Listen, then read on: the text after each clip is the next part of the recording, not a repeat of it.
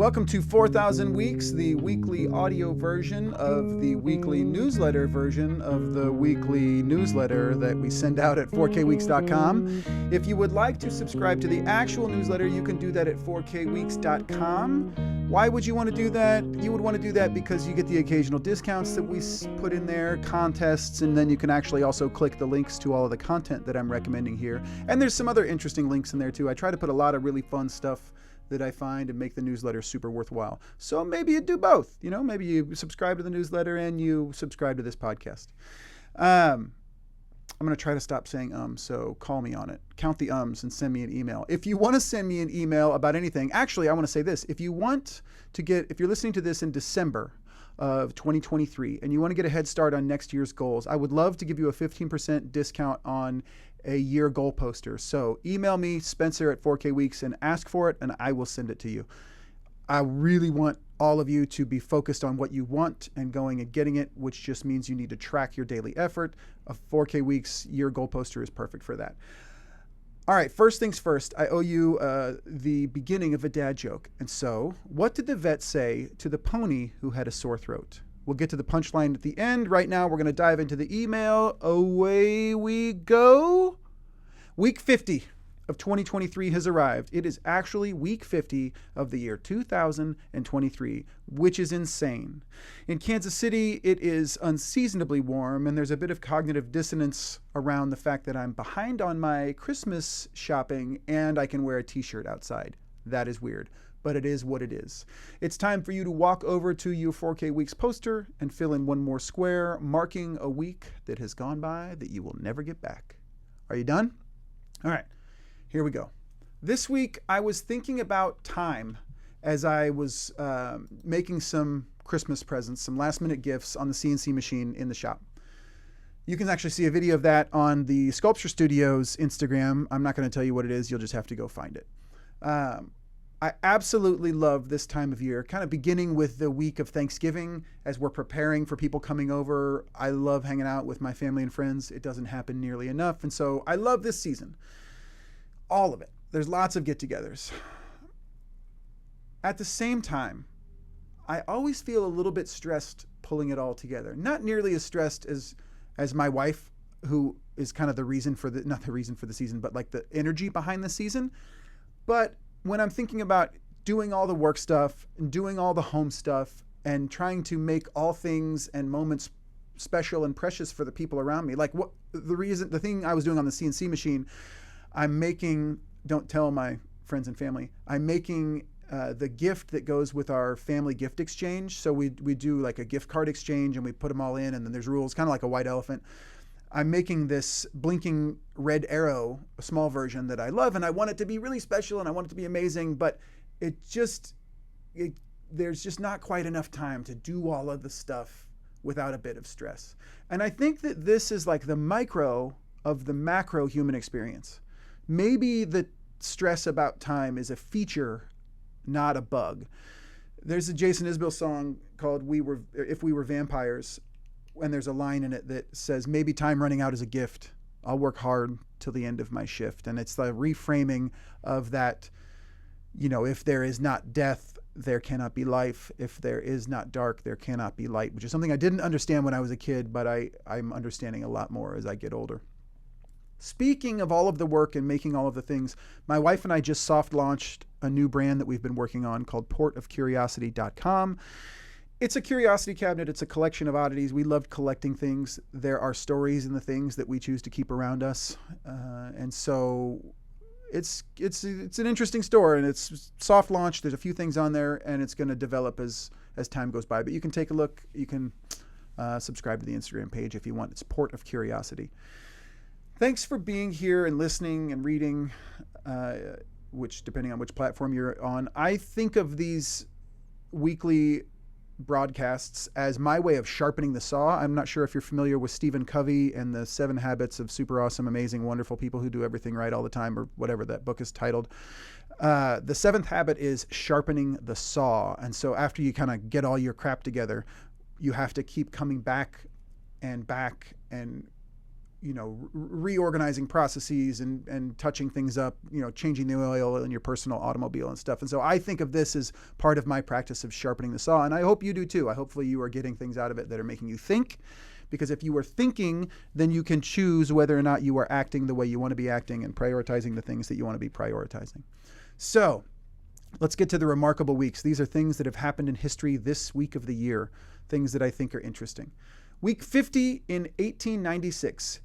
Guglielmo, I've never actually said that out loud before, Marconi, so I butchered his first name, but I know his last name is Marconi. The Italian inventor has his concept of wireless telegraphy, now known as the radio, made popular by the chief engineer of the British Post Office. So there's no word on whether or not he played the Mamba, and if you get that joke, then we're about the same age. That's insane. So what are we talking? That's like 120-ish years ago, 130 years ago, that the radio, the physics behind radio waves was told to the world. That's insane. We live in the future. Number 2, week 50 of the week 50 of the year, 1936. King Edward the VIII, which is 8, right? King Edward the VIII abdicates the throne of the United Kingdom so that he could marry a woman. And the reason he had to abdicate is because she had been divorced twice. In fact, she was currently married but getting divorced. She had been divorced twice, and the head of the Church of England would not allow him, the king, to marry her unless he abdicated the throne, which is insane. He was the first monarch in the United Kingdom to abdicate the throne. He was also a bit of a fascist sympathizer. He met with Hitler, and so we don't need to shed any tears for that dude. But it's just super crazy. He was 2,215 weeks old, 42 years. Oh, I should say Marconi. This is interesting too. I forgot to say this.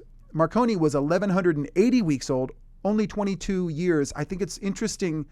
Like a lot of the low-hanging fruit of how our world works has been picked now to discover something as world-changing as the radio wave. You need to have a lifetime of experience, right? There are very few pieces of fruit, as far as we know, from our understanding of the world, that are hanging down there for a 22-year-old to pick. Kind of insane. Week 50 of 1968, Arthur Ashe was crowned the first African-American #1 in the world of tennis. He was 1,326 weeks old, 25 years. So that does it for the remarkable weeks. This week's quote is from John Locke. I'm going to say it twice. I have always thought the actions of men the best interpreters of their thoughts.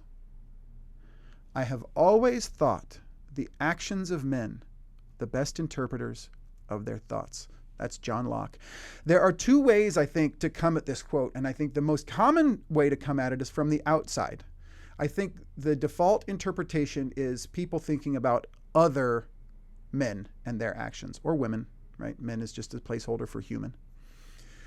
The outer perspective I've heard restated in a quote by Maya Angelou, and I think she said this to Oprah, and I think when she said it, she was in her PJs. If you don't believe me, you can Google it. She said, when people show you who they are, believe them. Actions of men, thoughts of men. When people show you who they are, you should believe them. That's the external, that's the outside version of that quote. But I think there is another interpretation, because we are all also men. And so that means that our actions are the best interpreters of our thoughts as well. And so this can be restated in this quote. If you show me your calendar, I will tell you what your values are. If you show me your calendar, I will tell you what your values are. What does that mean? That means if you tell me that the most important thing in your life is family and friends, show me your calendar. And if it's full of business meetings that go until 7 p.m. every day, and you're missing Christmas pageants, and you're saying no to your friends when they ask you to go hang out, that is not where your values are. Those aren't your priorities. Your actions are showing you what your priorities are. And so I think we always think of things in the external, right? When I say judge not, lest ye be judged by these same standards, I don't say that to myself very often. I say that to other people, but I also am judging people, right? So we always see the external, not the internal. But I think this time of year, the internal is the most important part. So it's the holidays. Your to-do list will be there when you return from a week off. Take the time. Spend time with the people that you love. Make your actions square with what you say your priorities are. That's the quote of the week. I think that's a good one. let's move on to what I am consuming this week. This is the content that I'm consuming throughout the week. I try to be very intentional about this most of the time. Sometimes I just like to listen to things because they're fun.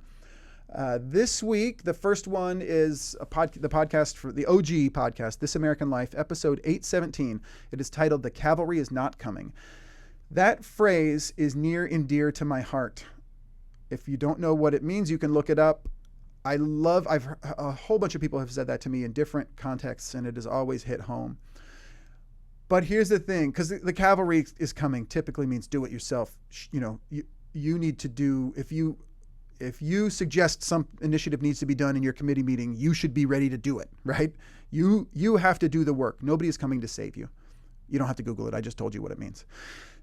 But here's the thing. Sometimes when the cavalry doesn't show up, you and your troops get mowed down.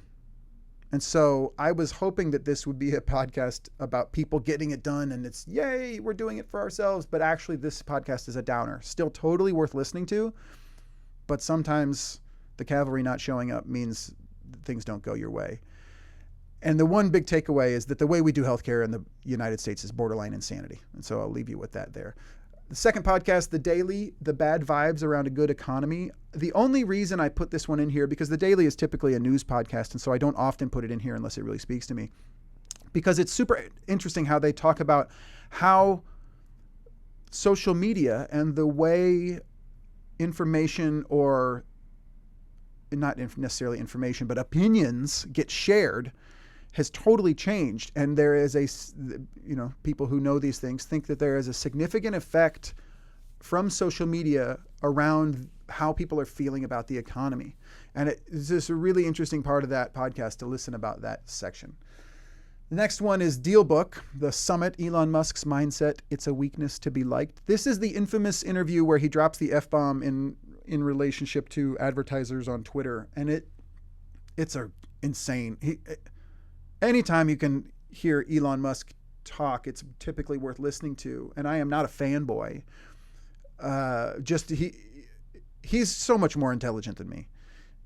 However, inside of him is a broken, sad little boy who wants his dad to love him more. And that is the saddest thing, and also a little bit terrifying, because he is pushing the agenda forward more than anyone else in the world, I think, because of his intelligence and because of his reach, because he has bet all of the chips on a number of businesses a couple of times, and those bets have paid off. And he rightly in the podcast says, judge all of our companies. We make the best products. We're not trying to sell people crap. And he's right.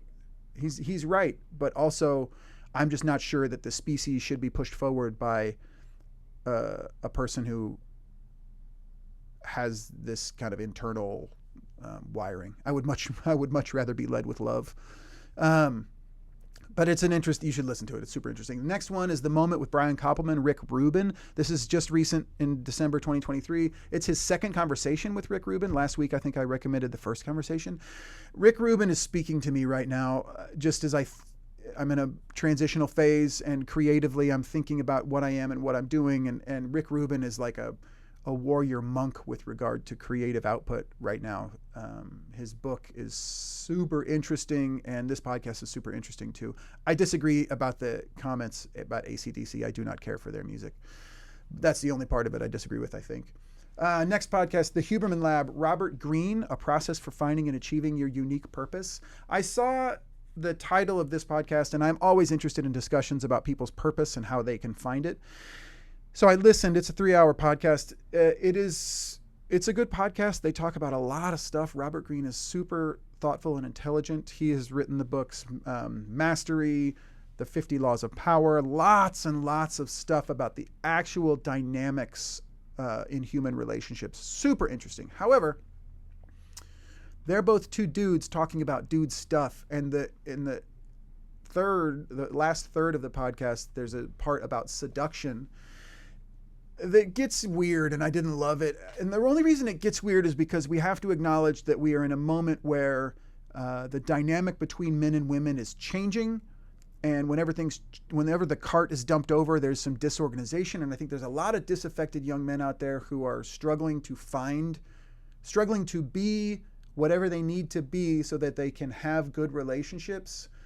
And I just felt like, as a person who, as a 46-year-old man who is confident and competent in my relationships and knows what it means to be a good partner.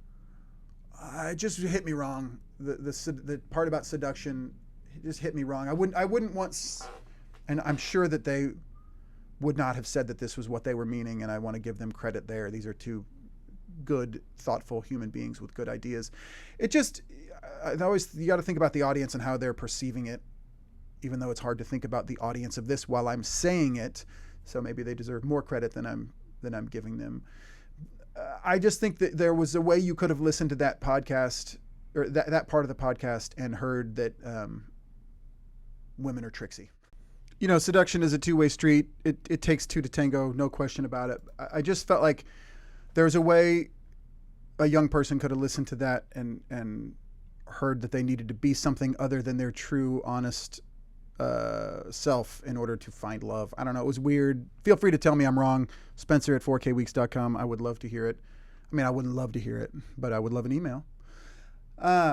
Okay, so the last content I'm going to tell you about is this Mark Rober video. And if you don't know who Mark Rober is and you have kids, you should stop this podcast and go watch his stuff with your kids. He's the guy who does the porch pirate exploding glitter bombs. Spectacular, super duper interesting. But this video, and you just need to Google Mark Rober octopus.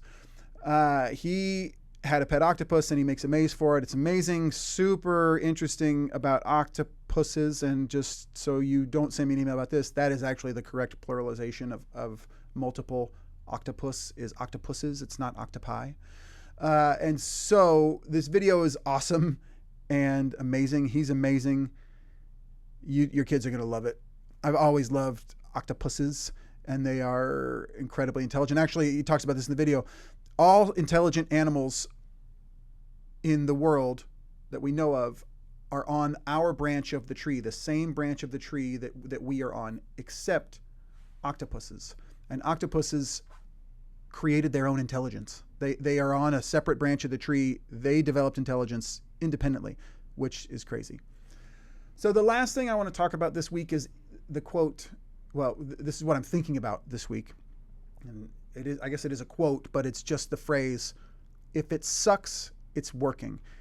And as a little sidebar, I was thinking about it this week, and I decided to ask Midjourney, which is the image generating AI, to make a beautiful needlepoint of the quote, if it sucks, it's working. And I don't know if you know this, but AI image generators do not deal with text well, much in the same way they don't deal with fingers well. They just see fingers, let's add more.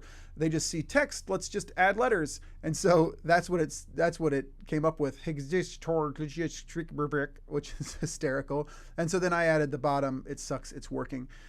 I thought that would be funny. This is back to the portofcuriosity.com. I just thought it would be funny to have that in the world, a needlepoint of this quote that is sucky.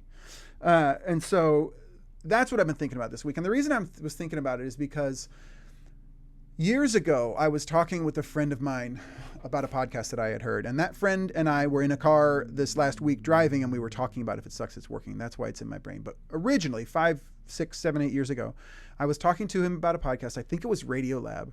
And the podcast was about how through effort, you can actually change your physiology. I think they were talking about humans, but basically this is how it breaks down. Your cells do not like to be unprepared. They do not care for things being hard. And so they don't want to be operating at max capacity.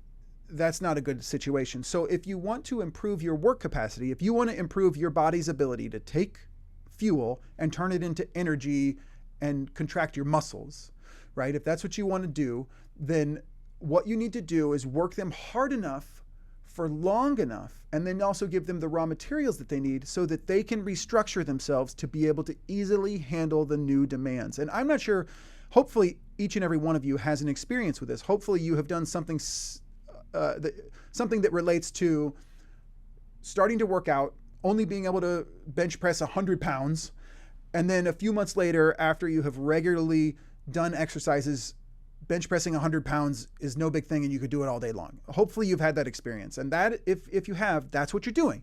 You are stressing your cells. They don't like to be stressed, so they change so that the thing you are asking of them is no longer hard. It is easy. But here's the first rub about that. If you've done it, you know this. It sucks. There is pain and awkwardness and discomfort there. And if there isn't, you're not doing it. If you are working at the level that will instigate that change in your body, then you are uncomfortable. And you have to stay uncomfortable for a while to make it worthwhile for the cells to change. Like, they're not just going to do it. Like, if you do 100 push-ups today, tomorrow you're going to be sore, your body will rebuild, but it's not going to just suddenly make it so that you can do 200 push-ups. You have to keep doing it so that it's like, all right, dudes, we got to get this figured out. We got to change our structure so that this isn't a big deal anymore. And then, like magic, your body changes so that, like, running a mile or squatting 200 pounds isn't hard anymore. But then here comes the second part of the deal, the second rub. Either you are getting stronger or you are getting weaker. There is no set it and forget it. And sure, it's not immediate. You can work out for a whole year and gain a whole bunch of capacity and then go on vacation for a week. And you might have to get back into it a little bit, but it's not like you've gone back to square one, right? But the trajectory has to be up and to the right, or it is down and to the left. No, or it's down and to the right, right? Either you are growing or you're dying. There's just there's a moment, there might be a moment in time where you are neither growing and dying, but it is a moment. And if you are not adding energy into the system, then the next day you're getting worse, right? And so, either, so just to belabor this point, I'm just, looking at my notes, either the trajectory is towards strength or the trajectory is towards weakness. And so the mantra that we came up with is this: if it sucks, it's working. And it applies to a whole bunch of things in life. If it is hard enough that you don't love it, you are probably getting better at it.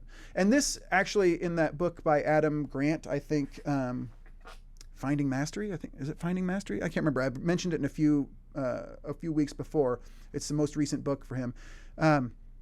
He talks about the people who are most successful at learning foreign languages quickly are the people who are not afraid to look dumb. They just throw themselves into uncomfortable situations and make a whole bunch of mistakes in a day, and they aren't embarrassed about it. Most of us don't learn a foreign language because we're terrified to go out in public and ask for a baguette in French because we think we might be asking for a dirty sock, and we can't handle the social shame of that mistake. But if you want to get good at speaking French, you just have to go out into a French city and speak French and be okay with 50 different people laughing at you because of the stupid thing that you said. That's how you improve. That is uncomfortable. You are getting better at it. If it sucks, it's working. And so that's the 5 years ago. That's how we came up with it. If it sucks, it's working. But in the car, both of us had the insight that it applies to a lot of things in life. There's obviously exercise, fitness, learning a foreign language, learning any new skill. If it sucks, it's working. But there are some things that it doesn't apply to explicitly. Relationships. If a relationship sucks, you should get out of it. It's not going to get better by pushing through the suck, right? You're not getting better at this relationship because it sucks. Work processes. If a work process sucks, you should stop and figure out why and change it. And so we were just thinking, well, I wonder what other things are on the list of explicitly do not apply it to if it sucks, it's working. And so if you got any suggestions, either things that fit the category of if it sucks, it's working, meaning you have to push through, and in pushing through, you will get stronger. Or I would love to hear things that it, does not apply to. And I think we're almost done here, but people say, if it doesn't kill me, it makes me stronger. That's actually not true, right? You could, somebody who is recovered from an injury, it doesn't necessarily make you stronger. Sometimes you're just happy to get back to the same amount of strength as before. So think deeply about whether or not it has to suck for it to be working. But send me an email, Spencer@4KWeeks, if you have any thoughts. That is the email for the week. I owe you the punchline to the dad joke. So here it is. What did the vet say to the pony with the sore throat? There's nothing to worry about. You're just a little horse. Gotta love them. If you have any feedback, please send me an email. I would love to hear it. Otherwise, I hope you have a spectacular week. Thank you for being here. I hope you enjoyed the podcast. If you have any suggestions, please let me know. If there's anything I can do to help you out, please let me know. And I got to stop talking some point, so I'm going to stop now.